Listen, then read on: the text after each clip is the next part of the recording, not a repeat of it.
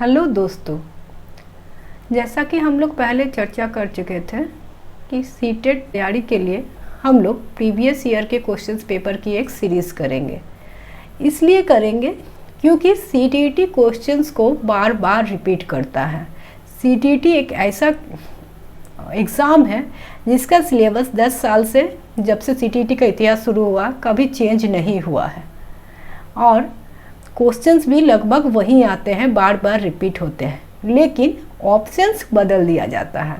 इसके पीछे लॉजिक क्या है कि बच्चे रट ना सके, बच्चे चीज़ों को समझें, क्योंकि आप एक शिक्षक बनने वाले हैं, एक समाज का निर्माण करने वाले हैं। आप जिन बच्चों को पढ़ाइएगा वही बच्चे आगे जाके समाज का निर्माण करेंगे, तो आपके कंधे पर एक बड़ी जिम्मेदारी हो जाती है। इसीलिए आपको रटने वाले स्टूडेंट को सीटीईटी नहीं चाहती है, सीटीईटी चाहते हैं कि समझदार विद्यार्थी ही शिक्षक बने। इसके लिए आपकी समझदारी पर ज़्यादा फोकस की जाती है। सीटीईटी को क्रैक करने का एक अप्रोच होता है। पहले सीटीईटी के कुछ कीवर्ड्स होते हैं जो मैं क्वेश्चन सॉल्व करवाते करवाते सारे कीवर्ड्स को आपको बताते जाऊंगी। सीटीईटी में क्या करना होता है और क्या नहीं करना होता है, दोनों चीज़ें मैं आपको सॉल्व कराते कराते बताती जाऊंगी। आप अगर कुछ कंटेंट भी नहीं पढ़ते हैं या कंटेंट की वीडियो नहीं देखते हैं, अगर वीडियोस देख लेते कंटेंट की तो बहुत अच्छी बात है। अगर आपके पास बिल्कुल ही समय नहीं है, आप वीडियोस को भी नहीं देख सकते हैं, तो आप अगर प्रीवियस ईयर क्वेश्चंस की मेरे सीरीज़ को, डिटेल्स वाली सीरीज़ को अगर आप ध्यान से देखें तो भी आप सीटीईटी क्रैक कर सके। हमारा प्रयास ये रहेगा कि अप्रोच ये रहे कि आप सारे क्वेश्चंस को बिना थ्योरी के ही सॉल्व कर पाए। जहाँ जहाँ थ्योरी की ज़रूरत होगी मैं थोड़ी थोड़ी थ्योरी के बारे में एक्सप्लेन करती जाऊँगी। क्वेश्चंस और ऑप्शंस का डिस्क्रिप्शन थोड़ा लंबा दिया जाएगा, क्योंकि आप लोग में से कुछ बच्चे हैं जो पहली बार सीटेट का प्रिपरेशन कर रहे हैं, तो मैं अच्छी तरह से एक्सप्लेन कर दूँगी। इससे क्या होगा, आपको जब क्वेश्चन आप एग्ज़ाम में पढ़िएगा तो आपके एक्सप्लेनेशन दिमाग में क्लिक कर जाएगा। और दूसरा बात है, कुछ विद्यार्थी ऐसे होते हैं जो क्वेश्चन को या तो ध्यान से नहीं पढ़ते हैं या तो क्वेश्चन को समझते नहीं हैं।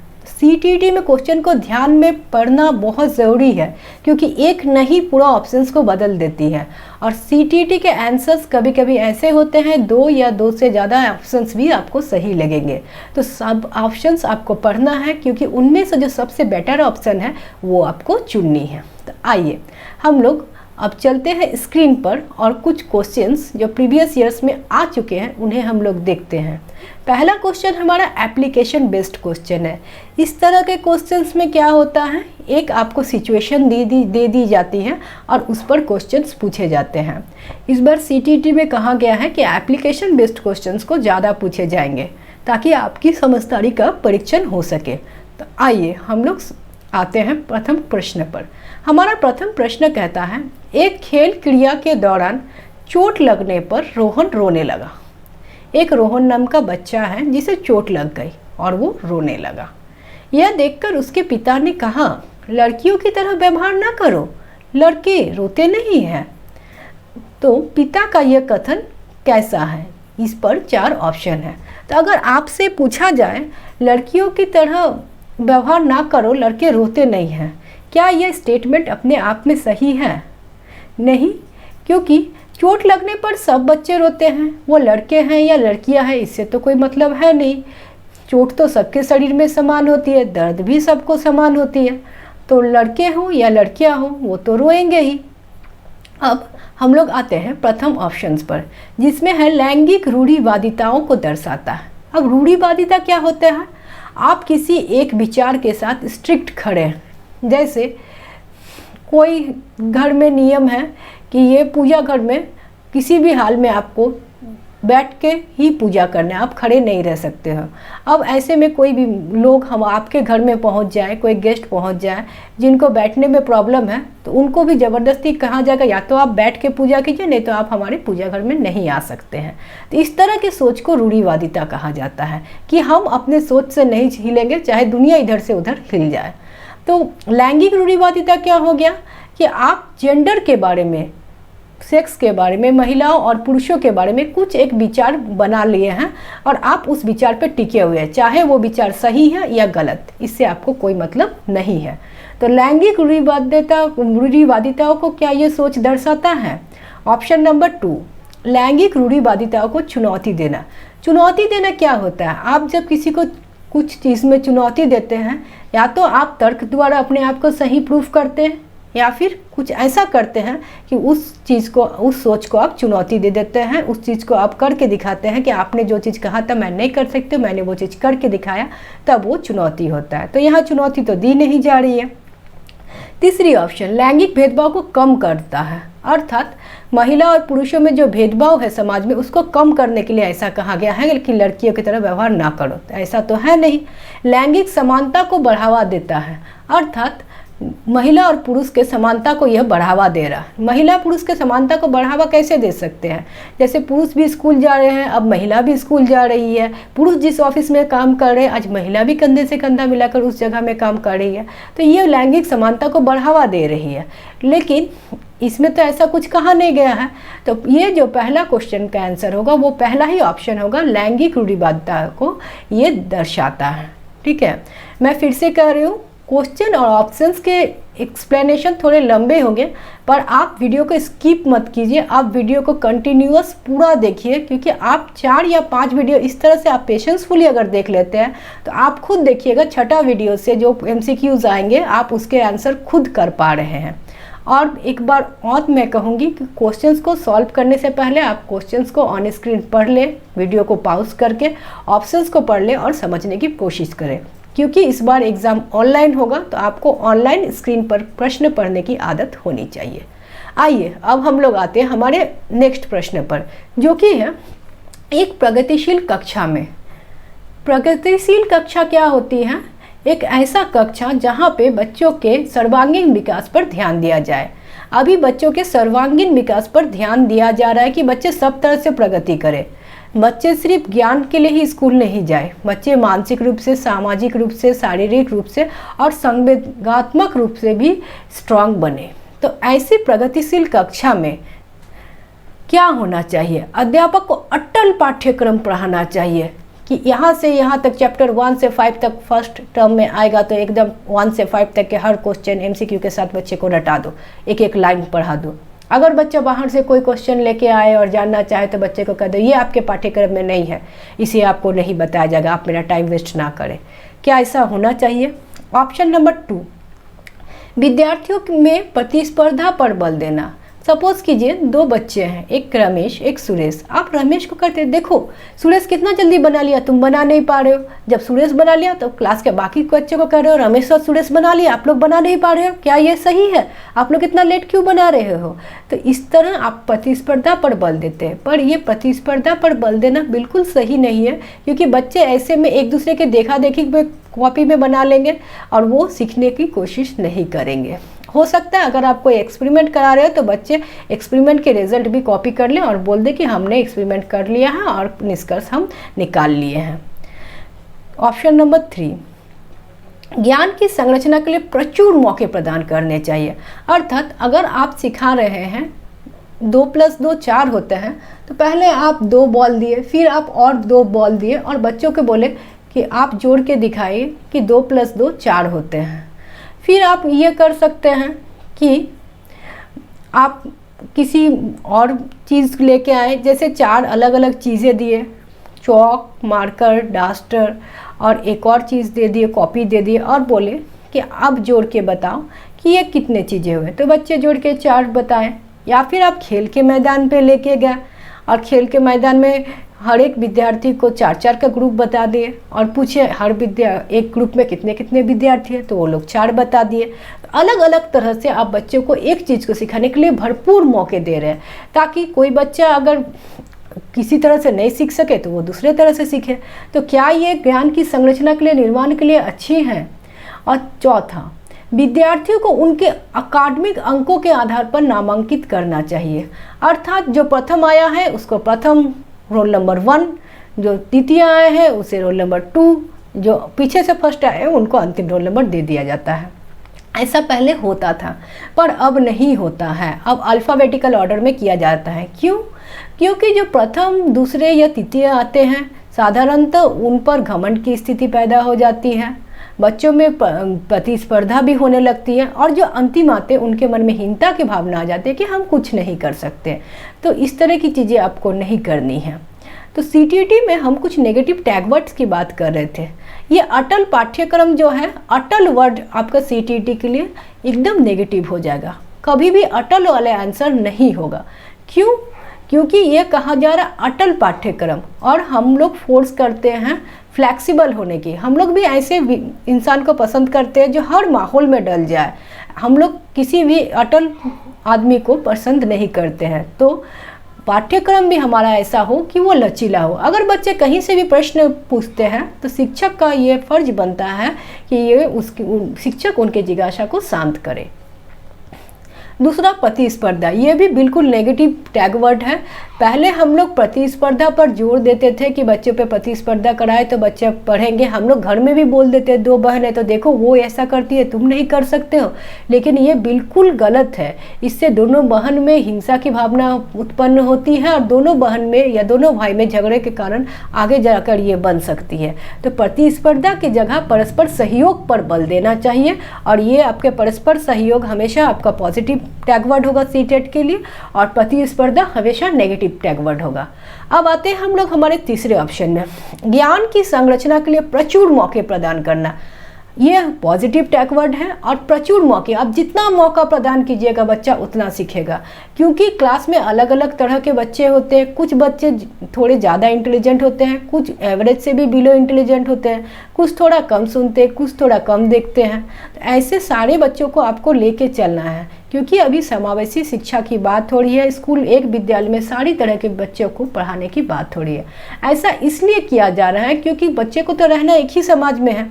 आप अगर हल्का, जो थोड़ा सा कम सुनते हैं या थोड़ा कम देखते हैं, अच्छे से देख नहीं पाते हैं, उन्हें अगर अलग विद्यालय में डाल देते हैं तो उनके मन में हीनता की भावना पैदा हो जाती है, और बच्चों को रहना तो है एक ही समाज में। तो इसीलिए अभी समावेशी शिक्षा की बात की जा रही है, जिसमें सारे बच्चों को अब साथ में लेकर पढ़ाते हैं और प्रचुर मौके देते हैं। कभी आप ऑडियो से पढ़ाते हैं, कभी आप वीडियो से पढ़ाते हैं, कभी आप बोर्ड में पढ़ाते हैं, कभी आप कॉन्क्रीट चीज़ों को हाथ में लेकर पढ़ाते हैं। तो इसका ऑप्शन नंबर 3 आंसर हो जाएगा।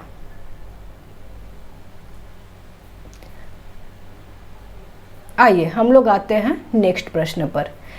एक गतिविधि के दौरान, हाँ, सीटेट में गतिविधि वाले प्रश्न बहुत पूछे जाते हैं। अभी पढ़ाने की जो नई टेक्निक्स आ रही है उसमें गतिविधि को बहुत ध्यान दिया जा रहा है कि अलग अलग गतिविधियों द्वारा आप हर चीज़ को बच्चों को समझाएं। बच्चे पर कोई चीज़ इम्पोज आप नहीं कर सकते, उस पर बोझ नहीं डाल सकते हैं। तो एक गतिविधि के दौरान छात्रों को संघर्ष करते देख, ऐसा नहीं है कि छात्र आपस में संघर्ष कर रहे हैं, वो गतिविधि से संघर्ष कर रहे हैं कि उस गतिविधि का वो निष्कर्ष निकाले, पर वो निष्कर्ष के अगल बगल है, निष्कर्ष पर पहुंच नहीं पा रहे। तो एक अध्यापिका क्या करती है, बच्चों को संकेत और इशारे से क्या, कैसे, क्यों जैसे प्रदान करने की फैसला करते हैं। अर्थात विद्यार्थी से वो पूछती है क्या, क्यों और कैसे। तो इसमें प्रश्न पूछा गया है कि लेव वाइगोट्स्की के सिद्धांत के अनुसार अध्यापिका की यह योजना क्या है। तो लेव वाइगोट्स्की जो है एक रशियन साइकोलॉजिस्ट है। सीटीईटी में कुछ 4-5 साइकोलॉजिस्ट हैं जिन पर ही आधा से ज़्यादा सीटीईटी डिपेंड है।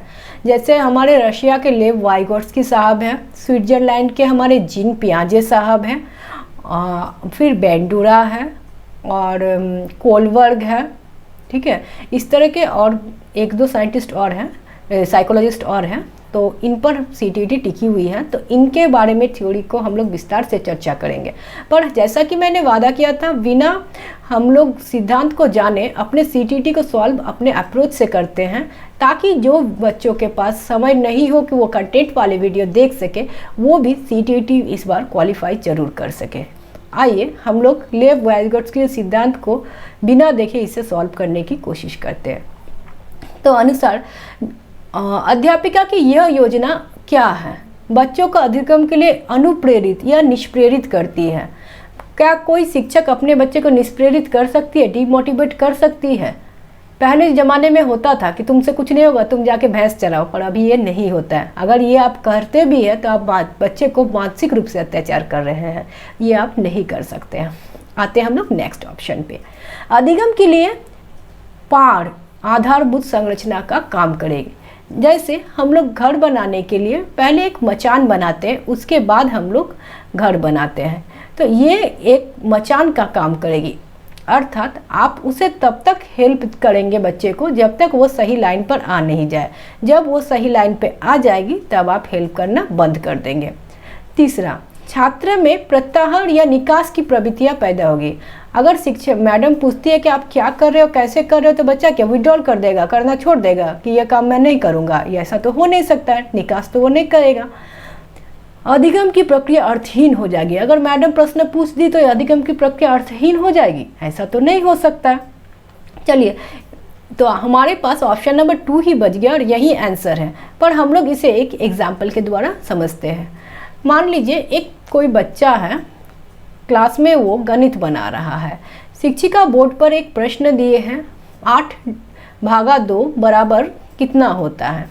तो सारे बच्चों ने तो 8/2 बराबर 4 निकाल लिया, लेकिन उसी में से एक बच्चा था जो 8/2 के जगह 8-2 लिख दिया है। अब वो ऊपर में और नीचे में बिंदा छूट जाने के कारण वो 8-2 लिखा है। अब 8-2 का आंसर उसको 6 ही आ रहा है। वो बार बार अलग अलग तरीक़ों से आंसर ला रहा है, वो परेशान है, आंसर उसका 6 ही आ रहा है, सबका आंसर 4 आ रहा है। अब मैडम उसे कॉपी में लाल कलम से घेरने या काटने के जगह मैडम उसे कह रही है आप क्या कर रहे हो। तो बच्चा कह रहा है मैं भागा की क्वेश्चन बना रही हूँ, भाग के क्वेश्चन जो आप बोर्ड पर दिए हैं। तो बोले कैसे कर रहे हो, तो बोले कि जैसे भाग की विधि वो बताता है कि इस तरह से कर रहा। तो वो अपने कॉपी पर देखता है तो देखता है वो भागा के जगह माइनस लिखा, वो तुरंत उस माइनस को भागा करता है और उसका आंसर आ जाता है। इस तरह से उसके भी कॉन्फिडेंस बनी रहती है कि मैंने अपना आंसर खुद सही बनाया और मैं सीख भी गया हूँ, और वो आगे उसको और हेल्प की ज़रूरत नहीं पड़ती है। आगे मैडम बोर्ड में जो भी प्रश्न देती है वो खुद से सही सही बनाने लगता है। तो इसे अधिगम के लिए आधारभूत संरचना का काम कहा जा सकता है। बाद में मैडम उस हेल्प को नहीं करेगी, जब तक उसे ज़रूरत था तब तक मैडम ने उस हेल्प को दिया। चलिए अब हम लोग नेक्स्ट प्रश्न पर चलते हैं। बच्चों के सामाजिकरण के संदर्भ में निम्न में से कौन सा कथन सही है। सामाजिकरण अर्थात समाज में घुलना मिलना, लोगों से व्यवहार करना। अब स्कूल केवल ज्ञान देने की संस्था नहीं बनकर रह गई है। अब स्कूल में बच्चों के सर्वांगीण विकास पर ध्यान दिया जाता है। ये एक एक वर्ड को आप लोग नोट कीजिएगा। सर्वांगीण विकास, ये सारे वर्ड सीटीटी में पूछे जाते हैं। सीटीटी के ये सब पैटेंट वर्ड है, पैटेंट वर्ड की तरह आप मान सकते हो। तो सामाजिकरण बच्चों के जो है विद्यालय में सर्वांगीण विकास के बारे में हम बात कर रहे थे। इसमें बच्चों के शारीरिक, मानसिक, बौद्धिक और संवेगात्मक और सामाजिक सब तरह के विकास पर ध्यान दिया जाता है। तो इसके विकास के संदर्भ में अब हम लोग सिर्फ सामाजिकरण के विकास के संदर्भ में कौन सा कथन सही है इस पर बात करते हैं। तो हम लोग इसके लिए एक चीज़ जान लेते हैं। बच्चा जब जन्म लेता है तो सबसे पहले वो अपने माँ के पास सीखता है सामाजिकरण, कैसे बोलना है, कैसे चलना है, कैसे बाथरूम जाना है, कैसे नहाना है, ये सारी चीज़ें वो अपने माँ या पिता के पास सीखता है। फिर घर में दादी दादा, नाना नानी, या घर में अगर मेड है या कोई पेट एनिमल है तो वो उसके सामाजिकरण के पहले कारक होते हैं, वो उससे सीखता है। थोड़ा जब बच्चा बड़ा होता है तो वो स्कूल में जाने लगता है, तब वो स्कूल में अपने पीयर ग्रुप्स या समकक्षी विद्यार्थियों जो उनके कक्षा में पढ़ते हैं उनसे भी सामाजिकरण सीखता है। और सबसे पहले बच्चा सामाजिकरण किससे सीखता है? अपने परिवार से, अपने फैमिली से। तो प्राइमरी एजेंट, फर्स्ट एजेंट जो हो जाएगा हमेशा फैमिली होगी। एफ से फर्स्ट और एफ से फैमिली, याद रखिएगा। सामाजिकरण के फर्स्ट एजेंट फैमिली होते हैं। हिंदी में भी याद कर सकते हैं। सामाजिकरण के प्राथमिक कारक, प से प्राथमिक और प से परिवार। हमेशा परिवार जो है प्राथमिक कारण ही होंगे। और आप ये खुद भी सोच सकते हैं कि परिवार में ही बच्चा सबसे पहले ज्ञान का निर्माण करता है। वो स्वयं कैसे बोलना है, चलना है, उठना है, बैठना है, सारा चीज़ सीखता है। तो इसीलिए परिवार पहला कारक होता है और परिवार हमेशा प्राथमिक कारक पे ही रहेगा। परिवार कभी भी द्वितीयक नहीं होगा और स्कूल कभी भी प्राथमिक कारक नहीं हो सकता है। क्यों?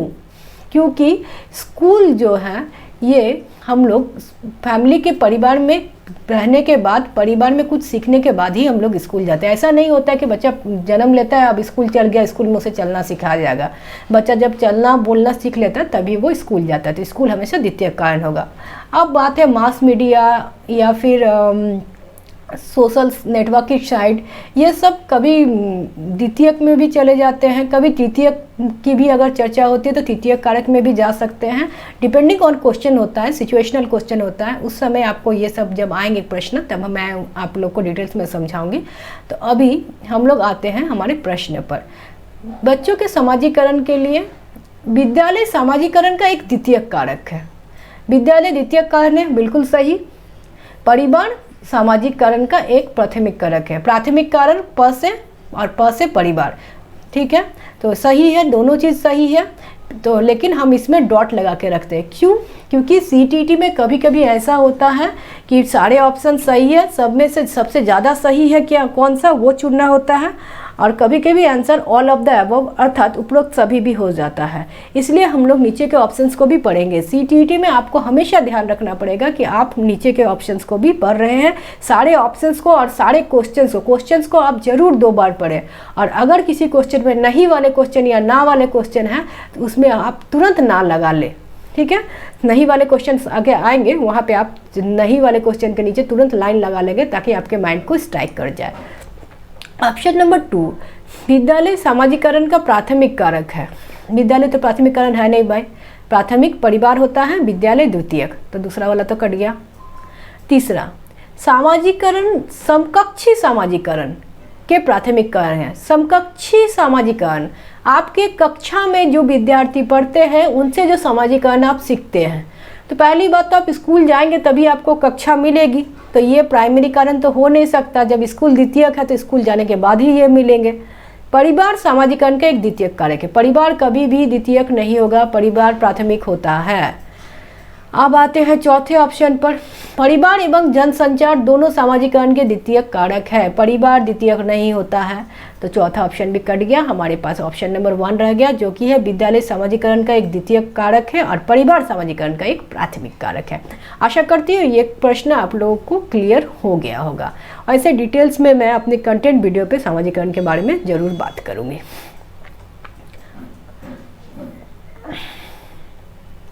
अब आते हैं हम लोग अगला प्रश्न में, जो कि है बहुबुद्धि सिद्धांत जोर देता है। जैसा कि मैंने कहा था कि कुछ हमारे साइकोलॉजिस्ट हैं जो सीटीटी को अपने अंदर में सीटीटी का 15 से 20 मार्क्स रखते हैं। उनमें एक जीन पियाजे भाई साहब थे स्विट्जरलैंड के, वाइगॉट्स्की भाई साहब थे रशिया के, और एक गार्डनर भाई साहब है।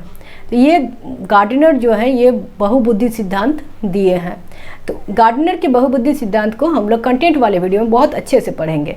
पर अब हम लोग, जैसा कि मैंने कहा था, बिना बहुबुद्धि सिद्धांत को जाने इस प्रश्न को सॉल्व करने की प्रयास करेंगे, क्योंकि सीटीटी के प्रश्न आप एक अप्रोच से, अगर आप उस सीटीटी के अप्रोच को समझ जाएं तो आप सॉल्व कर सकते हैं। तो आइए अब हम लोग बिना इस सिद्धांत को जाने ही इसको सॉल्व करते हैं। पहला ऑप्शन बुद्धि लब्धि, बहुबुद्धि के ऊपर बात हो रही थी, नीचे बुद्धि लब्धि आ गया। केवल वस्तुनिष्ठ परीक्षणों द्वारा ही मापी जा सकती है। बात कर रहा है कि आईक्यू को आप केवल वस्तुनिष्ठ परीक्षणों द्वारा ही माप सकते हैं। क्यों भाई? बुद्धि लब्धि को मानने के बहुत सारे तरीके हैं, सिर्फ वस्तुनिष्ठ परीक्षण ही क्यों? अगर कोई बच्चा बहुत सारे एमसीक्यूज को रट गया है तो इसका मतलब ये थोड़ी है कि उसका बुद्धि लब्धि बहुत अच्छा है। नेक्स्ट ऑप्शन को देखते हैं। एक आयाम में बुद्धिमत्ता अन्य सभी आयामों की बुद्धिमत्ता निर्धारित करती है। क्या ये सही बात है कि जो एक चीज़ में बुद्धिमान हो गए वो सभी आयामों में बुद्धिमान हो गया? अर्थात अगर कोई क्रिकेटर है, सपोज कीजिए सचिन तेंदुलकर है, वो अच्छा क्रिकेट खेलते हैं तो वो अच्छा सिंगर भी होंगे, अच्छा डांसर भी होंगे। ये संभव है? ये कभी भी नहीं संभव है। हो सकता है आप अगर सचिन तेंदुलकर को बचपन से गाना सिखाते भी तो वो किशोर कुमार जैसा अच्छा नहीं गा सकते थे, क्योंकि वो अपने फील्ड में बुद्धिमान है, ये अपने फील्ड में बुद्धिमान है। बुद्धिमत्ता की विभिन्न दशाएं हैं। हाँ, ये बात तो कुछ ठीक लग रही है कि बुद्धिमत्ता की विभिन्न दशाएं हैं। हर लोग अलग अलग तरह से इंटेलिजेंट होते हैं, किसी में कोई इंटेलिजेंस होती है, किसी में कोई इंटेलिजेंस होती है। हम आते हैं अब हमारे चौथे ऑप्शंस पे। बुद्धिमत्ता में कोई व्यक्तिगत विभिन्नताएं नहीं होती, अर्थात हर आदमी हर कुछ कर सकता है। लता मंगेशकर खाना बना सकती है और क्रिकेट खेल सकती है, सचिन तेंदुलकर गाना गा सकता है, ऐसा तो नहीं हो सकता है ना। दुनिया में व्यक्तिगत विभिन्नताएं हैं, तभी तो दुनिया इतनी सुंदर है। हमारे में जो गुण नहीं है, हम वो गुण दूसरे में देखते हैं, दूसरे में खोजते हैं, इसीलिए तो दुनिया इतनी अच्छी है। नहीं तो दुनिया तो बोरिंग हो जाती है, सब इंसान रोबोट की तरफ बिहेव करते हैं। ठीक है, तो ये भी ऑप्शन गलत हो गई। बुद्धि लब्धि वाला ऑप्शन तो पहले ही गलत था, वस्तुनिष्ठ प्रश्न वाला। दूसरा जो है, एक आयाम की बुद्धिता अन्य सभी आयाम की बुद्धिता को निर्धारित करती है, ये भी बिल्कुल गलत है। हमारा तीसरा ऑप्शन जो है, बुद्धिमत्ता की विभिन्न दशाएं हैं, विभिन्न तरह की बुद्धियाँ होती है, ये बिल्कुल सही है। हमारा अगला प्रश्न है, लॉरेंस कोलबर्ग, हिंदी में कोलबर्ग लिखा जिस तरह राम को रामा बना देता है, इसका एक्चुअल में नाम कोलबर्ग है। ठीक है, तो लॉरेंस कोलबर्ग के सिद्धांत के अनुसार किसी कार्य को इसलिए करना क्योंकि दूसरे इसे स्वीकृति देते हैं, नैतिक विकास के कौन से चरण को दर्शाता है।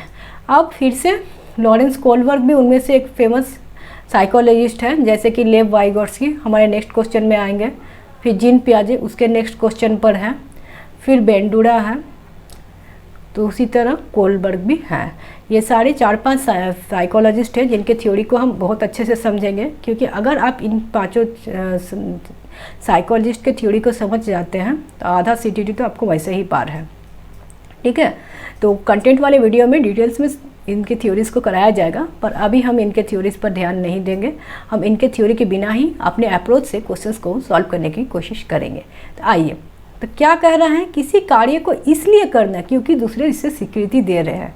वो इसलिए नहीं कर रहा है कि इसलिए उसे कुछ रिजल्ट मिलेगा, इसलिए नहीं कर रहा है कि इससे पूरे मास मीडिया बहुत सारे लोगों का भला हो जाएगा या मेरे कुछ भला हो जाएगा, इसलिए नहीं।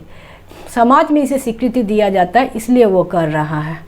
कहीं शादी वाली संस्था है, शादी में सब साड़ी पहन के गए हैं तो हमें भी साड़ी पहन के जाना है, भले हम साड़ी में अनकंफर्टेबल हो, लेकिन क्यों? क्योंकि अगर मैंने साड़ी पहन के नहीं गया तो मैं वहाँ और लूँगी, हो सकता है मुझे वहाँ स्वीकृति नहीं मिले, सब मुझे अजीब से नज़रों से देखें।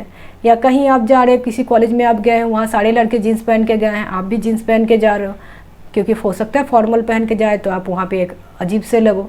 तो इसीलिए आप इस कार्य को इसलिए नहीं कर रहे जीन्स की आपको जीन्स ज़्यादा पसंद है, आप उसमें बहुत ज़्यादा कंफर्टेबल हो या आप उसमें बहुत अच्छे दिखते हो, इसलिए कर रहे हैं कि दूसरे लोग इसे स्वीकृति देते हैं। तो ये नैतिक विकास के कौन से चरण है? प्रथा पूर्व, मतलब आप प्रथा से पूर्व है, कोई भी प्रथा को आप नहीं मान रहे। प्रथा पूर्व सबसे छोटे बच्चे होते हैं इस पर। ये टिट फॉर टैट की स्टेज है, मतलब आप मुझे आइसक्रीम दो तो मैं आपको चॉकलेट दूंगा, आपने मेरे कॉपी के एक पेज फाड़े तो मैंने भी आपके कॉपी के एक पेज फाड़ूंगी। अब इसको समाज स्वीकृति दे या टीचर आपको इसके लिए डंडे दे, ये अलग बात है, लेकिन आप वो करोगे जो आपके साथ हुआ है, आप वो करोगे। ठीक है, फिर है प्रथागत, जो प्रथा में चली आ रही वो आप करोगे। साड़ी पहन के जाना है मंदिर में तो साड़ी पहन के जाना है मंदिर में, जीन्स पहन के जाना है कॉलेज में तो जीन्स पहन के जाना है कॉलेज का एक प्रथा ही बन गया, जीन्स पहन के जाना तो कॉलेज में जीन्स पहन के जाना है। तीसरा पर आते हैं उत्तर प्रथागत। ऐसे स्टेज पर बहुत कम ही व्यक्ति हैं जो इसके अंतिम लेवल तक पहुंच पाते हैं, जैसे नेल्सन मंडेला या गांधी जी, जो मास मीडिया के भलाई के लिए संविधान में के भी अपोजिट में जाने पर नहीं रुकते हैं, जेल जाने से नहीं रुकते हैं, सजा पाने से भी नहीं रुकते हैं। वो अपने भलाई या प्रथा या समाज में क्या चल रहा है, सब कोई क्या पहन रहे हैं, इस पर वो नहीं ध्यान देते हैं। जैसे गांधी जी, आप देखे होंगे उनका ड्रेसिंग सेंस एक साधारण सी ड्रेसिंग सेंस थी। ठीक है, इसके लिए विंस्टन चर्चिल ने उनकी चर्चा भी की थी, खैर वो हिस्ट्री की बात है, लेकिन वो अपने ही कार्य पर सुदृढ़ रहें, अपने ही कार्य पर डटे रहें। तो ऐसे इंसान उत्तर प्रथागत स्टेज पर चले जाते हैं। तो इसका आंसर क्या होगा? वो बस इसलिए कर रहा है कि दूसरे से स्वीकृति दे, अर्थात प्रथागत जो प्रथा है उसको आप प्रथा को फॉलो ही इसलिए करते हैं कि दूसरे उसे स्वीकृति दे, आप उनसे अलग नहीं लगे, आप समाज से जुड़ कर रहे। तो ये प्रथागत स्टेज है, बहुत आसान है। अब चलते हैं हम लोग नेक्स्ट क्वेश्चन पे। फिर से हमारे लेव वाइगोट्स्की साहब आ गए, ये रशिया के हैं। ठीक है, और ये उन फेमस साइकोलॉजिस्ट में से हैं जिन पर CTET डिपेंड करती हैं। तो आते हैं अब हम लोग लेव वाइगोट्स्की के सिद्धांत को बिना जाने इस क्वेश्चंस को सॉल्व करने की कोशिश करते हैं। आप अगर इनके थ्योरीज के वीडियोस को देख लीजिएगा तो आप और ज़्यादा आसानी से तुरंत इस क्वेश्चंस को सॉल्व कर पाइएगा। तो आइए क्वेश्चंस को हम लोग पढ़ते हैं। लेव वाइगोट्स्की का सामाजिक एवं सांस्कृतिक परिप्रेक्ष्य। अब देखिए दो बातें हो रही है, सामाजिक एवं सांस्कृतिक, अर्थात बच्चा समाज से भी सीखता है और संस्कृति से भी सीखता है। वहाँ की संस्कृति क्या है, वहाँ के कल्चर क्या है, महिलाएं कैसे कपड़े पहनते हैं, पुरुष कैसे कपड़े पहनते हैं, महिलाओं के लिए क्या रोल डिफाइंड है, पुरुष के लिए क्या कर्म डिफाइंड है, वो लोग वो संस्कृति से भी जो है बच्चे सीखते हैं। तो अगर सामाजिक और सांस्कृतिक परिप्रेक्ष्य की बात आएगी तो लेव वाइगोट्स्की साहब है। कभी कभी सीधे क्वेश्चन पूछ दिया जाता है कि लेव वाइगोट्स्की का सिद्धांत क्या पर दिया गया है, सामाजिक परिप्रेक्ष्य पे, सांस्कृतिक परिप्रेक्ष्य पे या सामाजिक एवं सांस्कृतिक परिप्रेक्ष्य में। तो इनका सिद्धांत सामाजिक एवं सांस्कृतिक परिप्रेक्ष्य दोनों में है। और अगर सिर्फ सामाजिक परिप्रेक्ष्य की बात करें तो हमारे बैंडुरा भाई साहब हो जाएंगे। ठीक है, आते हैं लेव वाइगोट्स्की के सामाजिक एवं सांस्कृतिक परिप्रेक्ष्य अधिगम प्रक्रिया में डैश के महत्व पर बल देती है। किस चीज़ के महत्व पर बल देती है? पहला सांसाधिक सांस्कृतिक उपकरण, ठीक है, नीचे अगर सामाजिक भी मिल जाए तो हमको लोग को दोनों को लेकर चलना पड़ेगा। गुणारोपण, गुण के बारे में कुछ आरोप के बारे में तो है नहीं। अभिप्रेरणा अर्थात मोटिवेशन, लेव वाइगोट्स्की मोटिवेशन के बारे में तो कुछ बोले नहीं है अभी तक। संतुलीकरण, संतुलीकरण अर्थात इक्विलिब्रियम, ये स्टेज की बात हमारे पियाजे साहब करते हैं, लेकिन लेव वाइगोट्स्की का संतुलन से कोई लेना देना नहीं है, तो इसका आंसर सांस्कृतिक उपकरण हो जाएगा। चलिए हम लोग जाते हैं नेक्स्ट प्रश्न पर। जीन पियाजे के अपने संज्ञानात्मक विकास के सिद्धांत में, ये हमारे जीन पियाजे साहब स्विट्जरलैंड के साइकोलॉजिस्ट हैं। ये सब मैं बार बार इसलिए बोल रही हूँ, कभी कभी पूछ लिया जाता है जीन पियाजे साहब कहाँ के साइकोलॉजिस्ट हैं। कोई भी ऐसे एजुकेशन एग्ज़ाम नहीं है जहाँ आप टीचर बनने जा रहे हैं और जीन पियाजे और वाइगोट्स्की के बारे में प्रश्न नहीं पूछे हैं। ठीक है, तो आपको इनके बारे में जानकारी अति अवश्य ही रखना चाहिए। जीन पियाजे के अपने संज्ञानात्मक विकास के सिद्धांत में संज्ञानात्मक संरचनाओं को डैश के रूप में वर्णित करते हैं। तो जीन पियाजे का सिद्धांत क्या है? संज्ञानात्मक विकास का सिद्धांत। इस पर भी सीधे सीधे क्वेश्चन आ जाता है कि जीन पियाजे का विकास का सिद्धांत क्या है, सामाजिक विकास है, सांस्कृतिक विकास है, सामाजिक एवं सांस्कृतिक विकास है कि संज्ञानात्मक विकास है। तो जीन पियाजे साहब की संज्ञानात्मक विकास का सिद्धांत के संबंध में वो थ्योरी दिए हैं। सामाजिक विकास बैंडुरा, सामाजिक एवं सांस्कृतिक विकास हमारे वाइगोट्स्की साहब। तो जीन पियाजे जो है संज्ञानात्मक विकास के बारे में बात करते हैं। संज्ञानात्मक विकास क्या होते हैं? कोई चीज़ को हम लोग सीख के हमारे संज्ञान में इस तरह से हम लोग धारण करते हैं कि दोबारा हम उसे कर पाए, तो इसे हम लोग संज्ञानात्मक विकास कहेंगे अगर दोबारा हम उसे कर पाते हैं तो संज्ञानात्मक विकास के सिद्धांत में संज्ञानात्मक संरचनाओं के बारे में वो क्या कह रहे हैं? पहला है मनोवैज्ञानिक उपकरणों की बात करते हैं वो, कि मनोवैज्ञानिक कुछ उपकरण होते हैं हमारे दिमाग में, ऐसा कुछ नहीं कहते हैं ये। उद्दीपक अनुक्रिया सिद्धांत संबंध, इसको बात गेस्टाल्ट बात करते हैं। गेस्टाल्टवाद, आदर्शवाद और कंस्ट्रक्टिविस्ट, ये सारी चीज़ें मैं अपने कंटेंट में कराऊंगी। उद्दीपक अनुक्रिया क्या होती है कि एक बिल्ली को पिंजरे में बंद कर दिया जाता है, भूखी बिल्ली, और बाहर में एक मछली रख दिया जाता है। फिर क्या किया जाता है, एक ऐसा उसमें एक स्विच रहता है जिसको दबाने से वो पिंजरा खुल जाता है। 2-4 बार वो गलत हाथ मारता है और एक बार वो अचानक से सही हाथ मार देता है और बिल्ली पिंजरे से निकल के उसे खा जाती है। तो इस तरह के उद्दीपक देकर वो अनुक्रिया करना सीखता है, इसे उद्दीपक अनुक्रिया संबंध कहा जाता है। इसे बहुत सही नहीं माना गया है, लेकिन ये भी एक थ्योरी है और इसके बारे में हम लोग गेस्टाल्टवाद के बारे में पढ़ेंगे। फिर विकास का समीपस्थ क्षेत्र, इसकी बात हमारे वाइगोट्स्की साहब करते हैं। विकास का समीपस्थ क्षेत्र होता क्या है, ये थोड़ा जान लेते हैं कि आप किस सीमा तक विकास कर सकते हैं। अर्थात आप अगर एक 2 साल के बच्चे को अलजेब्रा पढ़ाने बैठा है और आइंस्टाइन को भी टीचर रखें तो वो नहीं पढ़ सकता, क्योंकि उसका दिमाग उस लेवल तक नहीं जा सकता है। तो हर व्यक्ति का एक विकास का समीपस्थ क्षेत्र होता है, जोन ऑफ प्रॉक्सिमल डेवलपमेंट जिसे कहते हैं। मैक्सिमम बच्चा उसी क्षेत्र तक डेवलपमेंट कर सकता है, तो ये होता है जोन ऑफ प्रॉक्सिमल डेवलपमेंट। अब आते हैं हम लोग स्कीमा या मनोबंध। इसके बाद हमारे पियाजे साहब करते हैं, अर्थात हम दिमाग में एक स्कीमा बना लेते हैं कि इस कार्य को ऐसे करना है। सपोज़ मैंने कोई डांस का वीडियो देखा, उसको मैंने तभी हाथ और पैर चला के थोड़ा सा कोशिश किया और दिमाग में मैंने बना लिया कि पहले इस हाथ को उठाना है, फिर इस हाथ को नीचे करना है, फिर ऐसे घूम जाना है। तो इस तरह का स्कीमा हमने दिमाग में सेट कर लिया। तो इसी तरह से संज्ञानात्मक विकास को जीन पियाजे ने डिवाइन किया है कि हम लोग दिमाग में उसका स्कीमा बना लेते हैं ताकि उस कार्य को दोबारा कर सके। तो इसका आंसर स्कीमा या मनोबंध हो जाएंगे। आइए हम लोग नेक्स्ट क्वेश्चन पर चलते हैं। जीन पियाजे के संज्ञानात्मक विकास के सिद्धांत में पूर्व संक्रियात्मक अवस्था में विकास का मुख्य गुण क्या होता है? फिर से हम लोग के जीन पियाजे भाई साहब आ गए हैं स्विट्जरलैंड से। उनके संज्ञानात्मक विकास की सिद्धांत हैं जिनके बारे में हम लोग चर्चा किए हैं। उन विकास के 4 अवस्थाओं के बारे में बात किए हैं। कंटेंट वाले वीडियो में एटलीस्ट आप लोग जीन पियाजे का वीडियो ज़रूर देख लीजिएगा, मैं जल्दी अपलोड कर दूंगी। तो जीन पियाजे 4 स्टेजेस की बात किए हैं।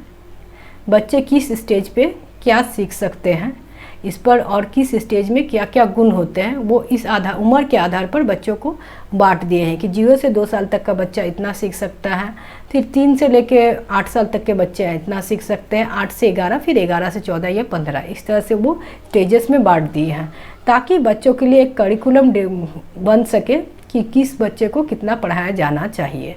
तो कह रहे हैं पूर्व संक्रियात्मक अवस्था विकास का मुख्य गुण क्या होता है? पूर्व संक्रियात्मक अवस्था, अभी बच्चा संक्रिया करना नहीं सीखा है, संक्रिया के पूर्व अवस्था, सबसे पहला अवस्था होता है पेशी संवेगात्मक अवस्था। उसमें बच्चा मांसपेशियों से ही सारी चीज़ों को देखता है, अर्थात 1-2 साल तक के बच्चे अपने हाथ, 2 साल नहीं 6 से 8 महीना तक के बच्चे चीज़ों को छू छू के देखता है और उसी से वो सभी चीज़ों को समझता है। उसके जो हैं मसल्स उसके टीचर होते हैं, वो मसल्स उनको बताते हैं कि ये चीज़ क्या है। कोई भी चीज़ आप देंगे तो वो खा के या छू के देखेगा, वो होता है पेशी संवेदात्मक अवस्था।